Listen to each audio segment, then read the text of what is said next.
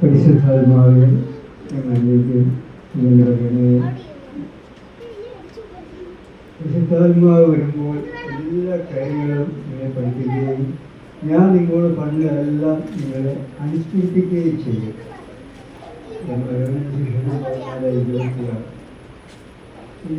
നിത്യവും 14-16 നിത്യവും നിങ്ങളോട് ആയിരിക്കുവാൻ ഞാൻ പിതാവിനോട് ചോദിക്കുകയും സഹായനെ അയക്കുകയും ചെയ്യും. എപ്പോഴും നമ്മളെ എല്ലാ കാര്യത്തിലും സഹായിക്കുക. കർത്താവിനോട് കൂടെയുണ്ട്. ഞാൻ സന്നിഹിതർ പറഞ്ഞ ആ വചനത്തിൻ്റെ ബാക്കി ഞാൻ പറയാൻ പോകും. എന്നെ വളരെ സ്വാധീനിച്ച വചനമാണ് അദ്ദേഹം പറഞ്ഞ ആ ജഡമിയ 33:3. നീ എന്നെ വിളിക്കുക, നീ നിന്റെ ബുദ്ധിക്ക് അതീതമായ മഹത്വവും നിഗൂഢവുമായ കാര്യങ്ങൾ ഞാൻ നിനക്ക് വിളിക്കുന്നു. നമ്മളാരും പറഞ്ഞു യോഹന്നാൻ 14:16 നിത്യവും നിലവിളി ആയിരിക്കുവാൻ ഞാൻ നിങ്ങൾക്ക് സഹായമായിരിക്കും. പരിശുദ്ധാത്മാവ് വരുമ്പോൾ എല്ലാ കാര്യങ്ങളും നിങ്ങളെ പഠിപ്പിക്കുകയും ഞാൻ നിങ്ങളോട് പറഞ്ഞതെല്ലാം നിങ്ങളെ അനുസരിപ്പിക്കുകയും ചെയ്യും. നമ്മൾ വളരെ പ്രധാനപ്പെട്ടതായിട്ട് എനിക്ക് തോന്നുന്നത് എൻ്റെ ജീവിതത്തിൽ ഞാൻ അനുഭവിക്കുന്നത് നമ്മളെല്ലാ കാര്യത്തിലും ദൈവത്തോട് ആലോചന ചോദിക്കുക. 3 ഞാൻ വീണ്ടും പറയുന്നത്, നീ എന്നെ വിളിക്കുക, നിന്റെ ബുദ്ധിക്ക് അതീതമായ മഹത്വവും നിഗൂഢവുമായ ഏത് കാര്യവും ആയിക്കോട്ടെ നമുക്ക് ചോദിക്കുക. ഞാനൊരു ദിവസം ഒരു വീട്ടിൽ ചെന്നപ്പോൾ അമ്മച്ചി ഭക്ഷണമൊക്കെ തയ്യാറാക്കി വെച്ചു. നല്ല രുചിയുള്ള അമ്മച്ചി എങ്ങനെയൊക്കെ വലിയ അറിവുപോലെ സാഹചര്യങ്ങളോ വരുന്നില്ല നന്നായിരിക്കുന്നത്. അതെ, ഞാനിങ്ങനെ ഈ ഭക്ഷണം ആകുന്നുണ്ട് ആരോട് ചോദിക്കും. യവാനൊക്കെ ചെല്ലുന്നുണ്ട്, എന്നതൊക്കെയാണ് ചെയ്യേണ്ടത്, എന്നതൊക്കെയാണ് കറി വെക്കേണ്ടത്, എന്നതൊക്കെയാണ് അത് ഇന്നതെന്ന് പറഞ്ഞത് ഞാനെന്ന് വിചാരിക്കും. നല്ലതാണ് എനിക്കങ്ങനെ. ഞാനൊരു ചെറിയ ഉദാഹരണം പറഞ്ഞു. എനിക്ക് ഒരു ദിവസം ഒരു അനുഭവം ഉണ്ടായി. ഒരു പ്രത്യേക ഒരു ക്രിട്ടിക്കൽ സ്റ്റേജിലാണ്. എനിക്കൊരു വിഷയത്തിന് ഉത്തരം കണ്ടെത്തണം, അധികം താമസിക്കാതെ. എനിക്കത് വളരെ സീരിയസ് ആയിട്ട് തോന്നി. എന്ത് ചെയ്യണമെന്ന് എനിക്ക് വ്യക്തത വരുന്നില്ല. കാരണം ഒരു കോംപ്ലിക്കേഷൻ എന്ന് വെച്ച് കഴിഞ്ഞാൽ നമ്മൾ മനസ്സിലാക്കുന്നതല്ല, അതിനപ്പുറത്ത് എന്തോ വലിയ നിപുണതയുണ്ട്, അല്ലെങ്കിൽ ഇത് അപകട സാധ്യതയുണ്ട്. ഞാൻ കർത്താവ് എനിക്കൊന്നും അറിയത്തില്ല. ഇത് പറഞ്ഞു പരിശുദ്ധാത്മാവെ ഈ വിഷയത്തിലേക്ക് കടന്നു വരണം, അത് എന്ത് ചെയ്യണമെന്ന് എനിക്ക് പറഞ്ഞു തരണം. ഉടനെ എനിക്ക് ഒരു ചിന്ത വരികയാണ്, അല്ലെങ്കിൽ ഒരു സ്വരം കേൾക്കുകയാണ്, ഒരു ചിന്ത വരികയാണ്, ഇന്നത് ചെയ്യുക, ഇന്ന കാര്യം. അത് മനുഷ്യബുദ്ധിക്ക് അത് ഊഹിക്കാനോ അംഗീകരിക്കാനോ പറ്റില്ല. വീണ്ടും ആ ശബ്ദം കേൾക്കുന്നത് എന്നെ. ഞാനേതായാലും കൊള്ളാം, കാരണം അതങ്ങനെ ചെയ്ത് കഴിഞ്ഞാൽ വലിയ നഷ്ടമുണ്ടാകും. ഉടനെ ഒരു നിമിഷങ്ങൾക്കകത്തെല്ലാം ചെയ്ത് വെക്കുന്നതാണ്. ഉടനെ വീണ്ടും രണ്ടാമത് സ്വരം കേട്ടപ്പോൾ ഞാൻ എന്തായാലും വീണ്ടും സ്വരമല്ലേ ചെയ്യാം. ഞാനത് തയ്യാറായി കഴിഞ്ഞപ്പോഴല്ലോ, അല്ലെങ്കിൽ അതിന് വേണ്ടിയിട്ടുള്ള പ്രവൃത്തി ചെയ്ത് കഴിഞ്ഞപ്പോഴാണ് അതിൻ്റെ റിസൾട്ട് വരുന്നത്, അല്ലെങ്കിൽ എന്തുവാണ് 100% ശരിയാണ്. അപ്പം ഞാൻ പറഞ്ഞത് എല്ലാ കാര്യത്തിലും നമുക്ക് കർത്താവിനോടാണ്. നിസ്സാര കാര്യമാണ്, ഞാൻ കാര്യം പറഞ്ഞത് ഏത് കാര്യത്തിനും നമുക്ക് ആലോചന ചെയ്യും. അതുപോലെ അദ്ദേഹം പറഞ്ഞ മറ്റൊരു വചനമാണല്ലോ മറ്റേ വചനം അഗ്നി പോലെയും പാറ താഴ്ത്തുന്ന കൂടം പോലെയാണ്. ആ യർമ്മിയ 23:29 എന്താണ്? നീ നീ വിശ്വസിക്കുന്ന പോലെ സംഭവിക്കട്ടെ. നമ്മൾ വിശ്വസിക്കുന്നതാണ് സംഭവിക്കുന്നത്. ഇത് നമ്മൾ പറയുന്നത്, മറ്റുള്ളവർ പറയുന്ന വാക്കുകളല്ല, നമ്മൾ പറയുന്ന വാക്കാണ്. കഷ്ടവാക്ക് പറയാതെ സത്വചനങ്ങൾ മാത്രം പറഞ്ഞാൽ നിന്റെ നാവ് എൻ്റെ നാവ് പോലെയാണ്, എൻ്റെ നാവ് പോലെ. നമുക്ക് അഴുതാത്ത വാക്കുകൾ ഇപ്പോൾ നമ്മൾ പോസിറ്റീവ് ആയിരിക്കണം എല്ലാ കാര്യവും. നമുക്ക് പ്രഭാഷകൻ 37:16 ചിന്തയാണ് എല്ലാത്തിൻ്റെയും ആരംഭം. നമ്മൾ എന്ത് പറയുന്നു, നമ്മൾ എന്ത് ചിന്തിക്കുന്നു, അതുകൊണ്ട് ഭവിച്ചിരിക്കുന്നു. രോഗിയാണെന്ന് പറയുന്നത് വൈദ്യശാസ്ത്രം പറയുന്നത് 86% രോഗവും മനസ്സിൽ നിന്ന് വരുന്നതാണ്. എല്ലാ രോഗവും മനസ്സിൽ നിന്നല്ല വരുന്നത്, ഇവിടെ ആർക്കുണ്ടായ മനസ്സിൽ നിന്നല്ല എന്ന് ഞാൻ പറഞ്ഞു. പറഞ്ഞാൽ ചിന്ത ഞാൻ ജോലിയായി പോയല്ലോ, എനിക്ക് ആ രോഗമുണ്ട്, ഈ രോഗമുണ്ട്. രോഗം ഉണ്ടായിരിക്കും. അത് അങ്ങനെ വൈദ്യുതി പറയുന്നത് ഒരു രോഗമുണ്ട് എന്ന് പറഞ്ഞുകൊണ്ട് അല്ലെങ്കിൽ അത് വിശ്വസിച്ച് അയാൾ പോയി പരിശോധിച്ച് 3 ദിവസം കഴിയുമ്പോൾ ആ രോഗം കാണുന്നു. ഞാൻ ഇങ്ങനെ പറയുന്നു, എല്ലാം ദൈവം, എൻ്റെ ദൈവം എന്നോട് കൂടിയുണ്ട്. അവിടെ ഇല്ല ഓം 8:28 എല്ലാവരും നന്മയ്ക്കായി കഴിയാൻ ഭൂമിയോസേഫിൻ്റെ കാര്യം. ആ ജയിലിൽ നിന്ന് കാരാഗ്രഹം തിന്മ ചെയ്യാത്തതുകൊണ്ട് കാരാഗ്രഹത്തിൽ അവിടുന്ന് പോകുന്നത് നേരെ ഇങ്ങോട്ടാണ് രാജേഷ് നിവാസത്തിലേക്ക്. നമുക്ക് എല്ലാ കാര്യങ്ങളും നന്മ കണ്ടെത്തുക, എല്ലാത്തിനും നന്മ കണ്ടെത്തുക. ഇവിടുത്തെ ഒരു വൈദികന് പുരോഹിതനുണ്ട്. ഇപ്പോൾ എല്ലാ കാര്യത്തിലും നന്നായിരിക്കുന്നു. അപ്പോൾ ആ ഉണ്ടായിരുന്നത് പ്രദേശമൊക്കെ അസ്വസ്ഥയായിട്ട് തോന്നി. ഒരു കാര്യമായിട്ട് ദിവസം തീരുമാനമുണ്ടാക്കിയിട്ടുണ്ട്. ഒരു ദിവസം ആ വൈദ്യനെ കാണിച്ച് ഈ ഒരു പട്ടി നായി ചത്ത് കിടക്കുക 2 ദിവസമായ ഇത് കണ്ടിട്ട് എന്താ പറയുന്നില്ല. അദ്ദേഹം പറയാം, ഈ നായ നല്ല നായായിരുന്നു കേട്ടോ, അതിനെ ഒറ്റ തട്ടിച്ചിരിക്കുന്നു. അതിൻ്റെ ഉടമസ്ഥൻ അല്ലെങ്കിൽ അതിന് വലിയ വാത്സല്യമുണ്ട്. എനിക്ക് കൊടുക്കുക. ഞാൻ പറഞ്ഞു വന്നതിൻ്റെ എല്ലാ അർത്ഥം ചിന്തയാണ് എല്ലാത്തിൻ്റെയും. അതുപോലെ നമ്മൾ വിശ്വസിക്കുന്നത് സംഭവിക്കും. വിശ്വാസമുണ്ടോ? മത്തായിയുടെ സുവിശേഷം 17:20.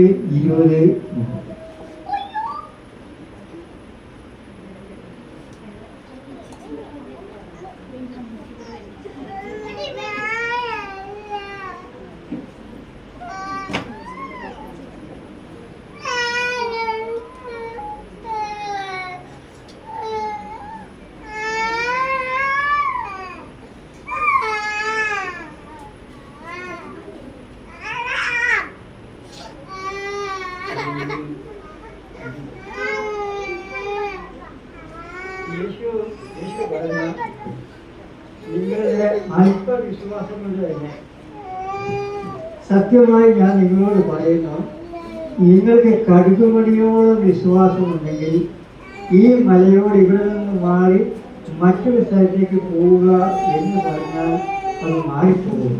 നിങ്ങൾക്ക് യാതൊന്നും അസാധ്യമായിരിക്കും. അപ്പോൾ നമ്മൾ വിശ്വസിക്കുന്നത്, നമ്മൾ പറയുന്നത്, അതാണ് സംഭവിക്കുന്നത്. ഇപ്പം ഞാൻ പറഞ്ഞു വന്നത് പറഞ്ഞ ആ കഴിഞ്ഞപ്പോൾ നമ്മൾ എല്ലാ കാര്യവും ദൈവത്തോട് ആഗ്രഹിക്കുക. അങ്ങനെ ഞങ്ങൾക്ക് ഞങ്ങൾ പറയാൻ വേണ്ടി വന്നതല്ല വന്നത്. അവിടെ ഇരുന്നപ്പോഴത്തേക്ക് എല്ലാ കാര്യവും ഇതിനൊരു മറുവശമുണ്ട്. അത് ഞാൻ പരിഗണിക്കുന്നില്ല. സുഭാഷിതം 16:25 2 വചനം. ഒന്ന് സുഭാഷിതം 16.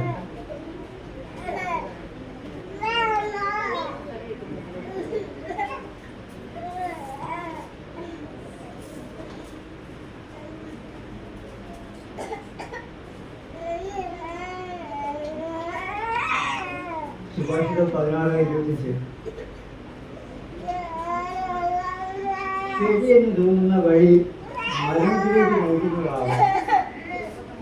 എന്താണ് ശരിയെന്ന് തോന്നുന്നത്? സുഭാഷിതം 16:25. ഇനി 14:12 എന്നാ പറയുന്നത്.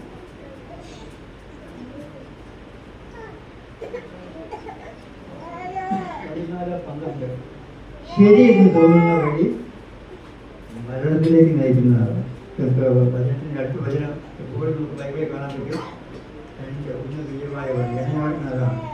സത്യം സത്യമായി ഞാൻ നിങ്ങളോട് പറയുന്നത്. 2 സാക്ഷികളുടെ സത്യമൊഴിയാണ് കോടതി അംഗീകരിക്കുന്നത്. 2 വചനം കാണിക്കുക. 16 വീണ്ടും പറഞ്ഞ സുഭാഷിതം 33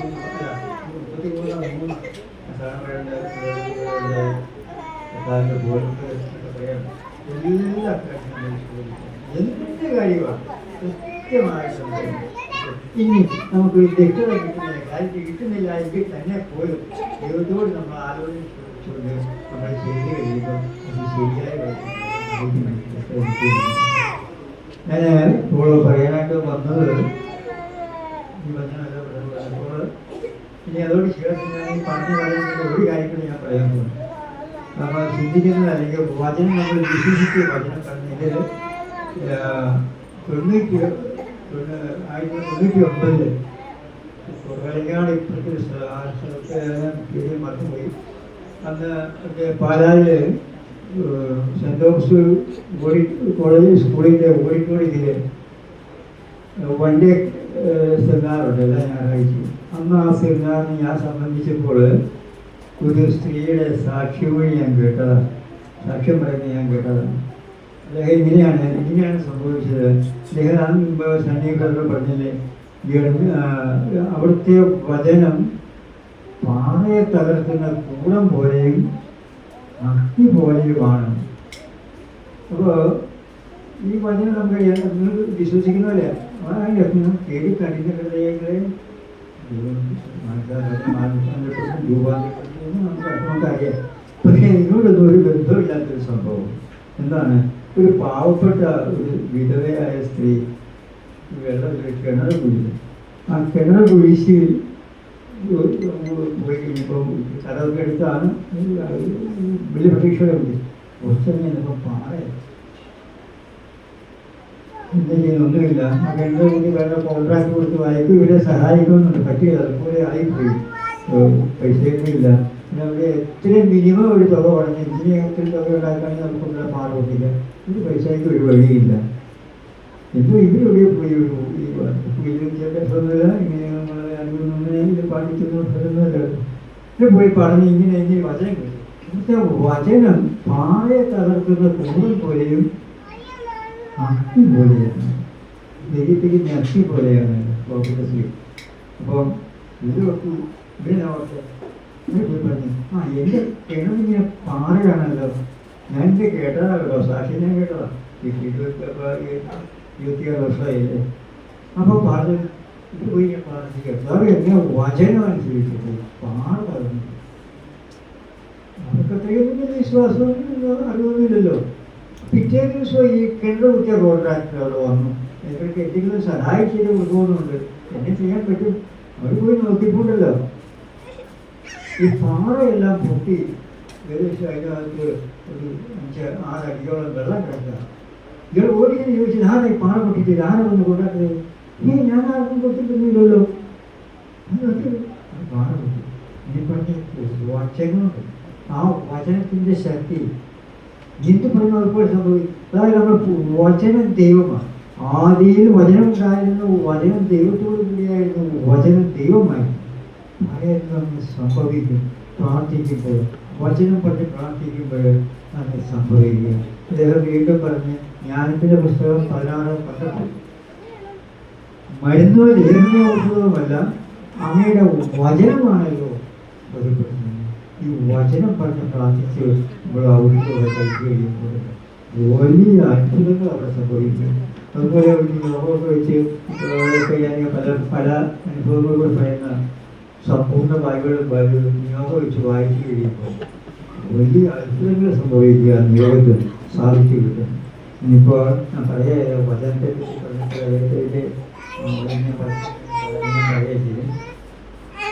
ഞാൻ പറയാൻ വന്ന വചനം യോശുവ 1:5.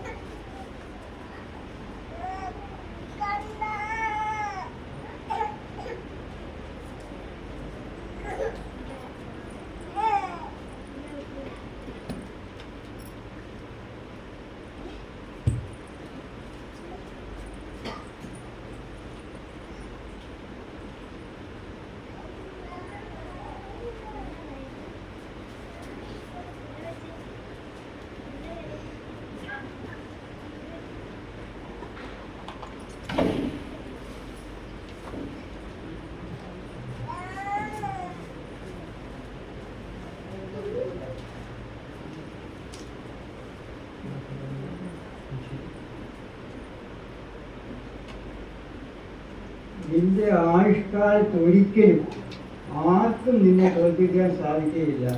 ഞാൻ മോശയോട് കൂടെ എന്ന പോലെ നിന്നോട് കൂടെ ഉണ്ടായിരുന്നു. ഒരിക്കലും നിന്നെ കൈവിടുകയില്ല. ശക്തനും ധീരനുമായിരിക്കുക. ഈ ജനത്തിന് നൽകുമെന്ന് ഇവരുടെ പിതാക്കന്മാരോട് ഞാൻ വാഗ്ദാനം ചെയ്തിരുന്ന ദേശം നിനക്ക് ഇവർക്ക് അവകാശമായി തിരിച്ചു വയ്ക്കുന്നതിനാണ് കൊണ്ടുവരിപ്പെടുന്നത്. ശക്തനും ധീരനുമായിരുന്നു, ഭയപ്പെടുകയോ ഭയപ്പെടുകയോ ചെയ്യരുതെന്നും എന്നോട് ഞാൻ കൽപ്പിച്ചിട്ടില്ലയോ. അപ്പോൾ മോശ എന്ന പഴയ ദൈവത്തിൽ പറയാം, മോശയോട് എന്ന പോലെ ഞാൻ നിന്നോട് കൂടെ ഉണ്ടായിരിക്കും. ആ കൂടെയുള്ള ദൈവം ഇന്ന് നമ്മളിൽ വസിക്കുന്ന, അല്ലെ നമ്മൾ വസിക്കുന്ന ദൈവത്തെ നമ്മൾ കണ്ടെത്തും. അങ്ങനെ കണ്ടെത്തി കഴിയുമ്പോൾ എന്താണ് സംഭവിക്കുന്നത്? ഇവിടെ സുവിശേഷത്തിൽ നമ്മൾ പാതി പറഞ്ഞു, അല്പമെങ്കിലും വിശ്വാസമുണ്ടെങ്കിൽ ഈ മലയോട് മാറിപ്പോവുക എന്ന് പറഞ്ഞാൽ അത് മാറിപ്പോവും, നിനക്ക് ഒന്നും അസാധ്യമായി. ആ ദൈവം ഇന്ന് എവിടെയാണ്? നമ്മൾ പ്രാർത്ഥിക്കുന്നവരാണ്, ഇവിടെയൊക്കെ വായിക്കുന്നുണ്ട്. നമ്മൾ ഓരോ വിശുദ്ധ കുർബാന സ്വീകരിക്കുമ്പോഴും നമ്മൾ ദൈവത്തിൽ ഒന്നായി കഴിഞ്ഞിരിക്കുന്നു. ഇത് ഇപ്പോഴും പറയുന്നൊരു വചനമാണല്ലോ, യോഹന്നാന്റെ സുവിശേഷം 6:56. വചനം ഞാൻ പലതരം വായിക്കുന്നു.